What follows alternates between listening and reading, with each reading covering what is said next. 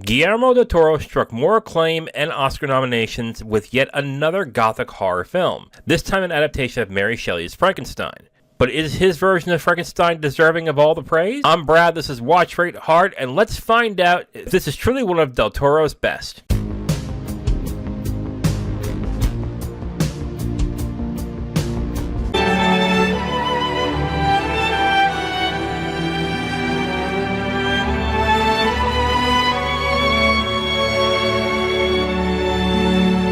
Latest film from acclaimed writer and director Guillermo Del Toro is Frankenstein, starring Oscar Isaac, Jacob Elordi, Mia Goth, Charles Dance, and Christoph Waltz. Now, before I get to the scores, I want to let you know that these scores are as of January 27th, 2026, and as of right now, they are likely to change, so keep that in mind. There's a Letterboxd score of 3.9 out of 5, an IMDb of 7.5 out of 10, a Rotten Tomatoes of 85% fresh, and a Metacritic of 78. As for accolades, Frankenstein was nominated for 9 Academy Awards, including Best Picture, Best Supporting Actor for Jacob Elordi, Best Adapted Screenplay, Best Score, Best Cinematography, Best Makeup and Hairstyling, Best Sound, Best Production Design, and Best Costume Design. So there's a lot of pluses that I do have with Guillermo Del Toro's Frankenstein. First off, I think the performances are very good in this film. I like most of the cast here, but I want to highlight Oscar Isaac, Jacob Elordi, Mia Goth, and Christoph Waltz. I think the best performance of the film is actually Mia Goth. I think she's really good as Elizabeth, as the sole person seems to have an emotional connection with the monster. But I also have to say Jacob Elordi is really good in the film as the creature. Isaac and Waltz play very well together in the scenes that they're in. I have to say that the set design is actually excellent in this film, especially the architectural designs of the buildings,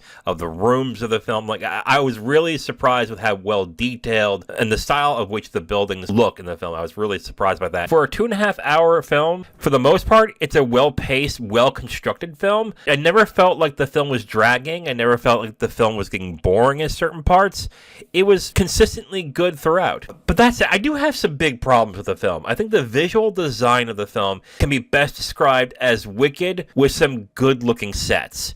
I didn't mind it so much in Wicked, but I have a problem in this film where it's very obvious a lot of the film is green screen, especially backgrounds or probably some of the more elaborate types of sets. It's really odd seeing some really well done elaborate set design, but then the background you see just green screen. You see obvious green screen in the background, and it really clashes with the rest of the film. And the other thing that I found really odd, the film just seemed a little too bright in certain scenes. Like, there are some scenes in the film where you would think is very foreboding. This is supposed to be very dark, and it's more light than I'm really expecting. I think one key example is when Frankenstein's monster is actually created. It seems a little too bright on that end. Even scenes that are in darkness just seems like a touch too bright, a touch too colorful. I was really expecting this to be pretty dark. I guess some might not mind that so much, but I thought that was a little odd for this film. The last thing I want to say, and this is ironic coming from me because I really don't like graphic violence,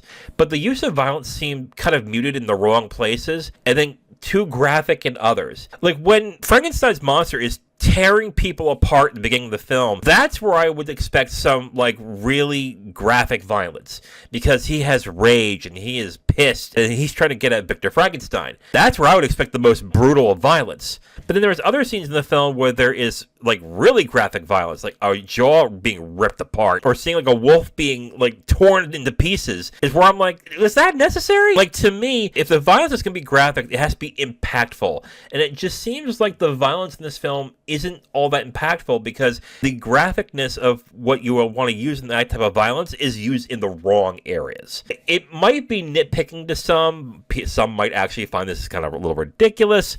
For someone who reacts to graphic violence pretty strongly, to the point where sometimes I have to look away, I was kind of confused as to why he used the graphic violence in certain areas. That might be a little nitpick of mine and mine alone, but that's how I felt. So overall, I'm going to give Guillermo Del Toro's version of Frankenstein 3 stars out of 5. It's not one of his best movies, I'm going to be absolutely honest, but it does have Guillermo Del Toro's style that I have come to really enjoy. I think the performances are very good, but I want to highlight Mia Goth and Jacob Elordi in the film. I think the set design is amazing.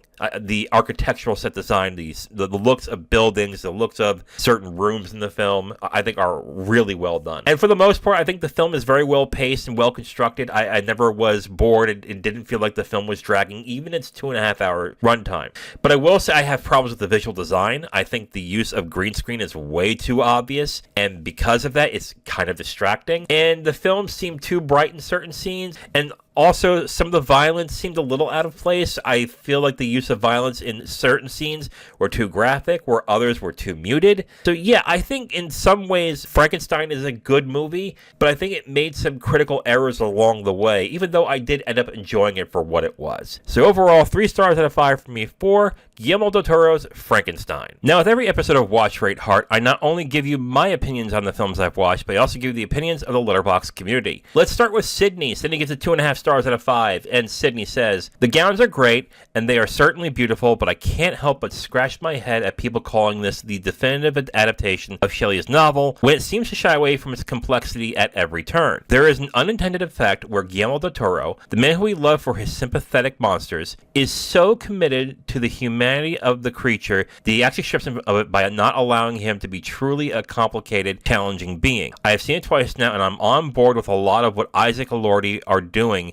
and certain moments that break through the artifice. But the sweet, weepy approach is a constant thorn in my side. Never mind how unsubtle so much of it is. I will give Sydney that. The themes of the film is laid out to bear throughout the entirety of the film. They make it very obvious, and I wouldn't say it was a distraction for me, but I could see where Sydney is coming from. It doesn't have to be a horror movie, but what is happening is certainly horrific, and I never felt that was tangible. We'll expand in a YouTube video, plus on the pod soon, but I'm very sorry, Guillermo Del Toro, I still love you. I get where Sydney is coming from here. Is it a complicated film when it comes to the characters? No, not really. They are very obvious in the film. I've not read Mary Shelley's Frankenstein, so I can't say that it strips the details out of the characters. Do I find the monster sympathetic? Yes, but I kind of have to agree with Sydney a little bit here. It is kind of obvious as to what they are doing. They're very pointed with how they are portraying the actual themes of the film. Let's get into the next review. This one is from Seth's Reviews. Seth gives it 3 stars out of 5, and Seth says,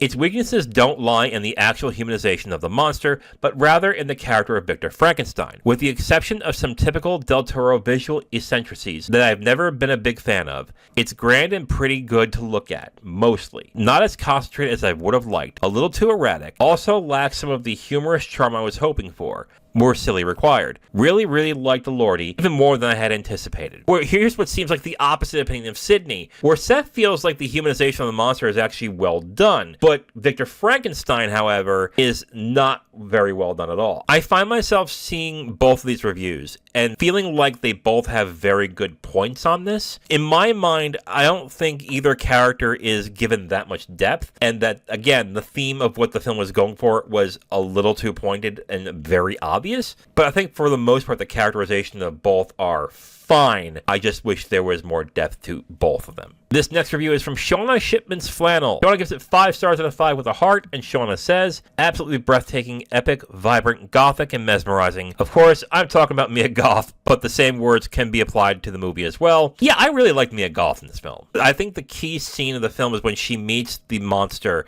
and she instantly feels a human connection, and I was actually kind of touched by it. I get why people in the horror community seem to love her, and I kind of wish I would see her do different types of films so I can see more of her performances, but oh well. And this last review is from Goldmound. Goldmound gives it 4.5 stars out of 5 with a heart, and Goldmound says, "Can't believe Netflix nailed the movie. This movie has some of the best shots I've seen this year, lovely cinematography, and love the Frankenstein design. Maybe Frankenstein can't die, but Jacob Elordi killed this role."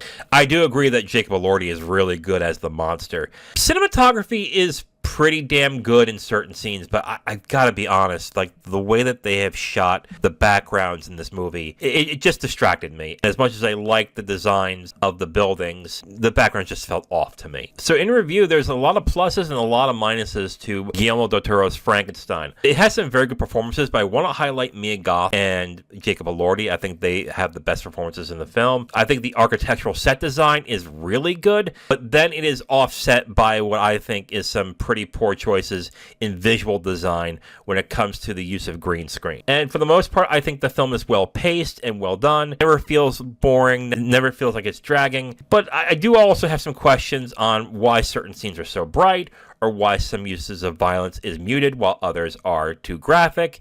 Overall, I think this is a good movie by Guillermo Del Toro. Is it one of his best? No, it's not. Do I understand why it got 9 nominations? Technically, yes, but should have gotten Best Picture?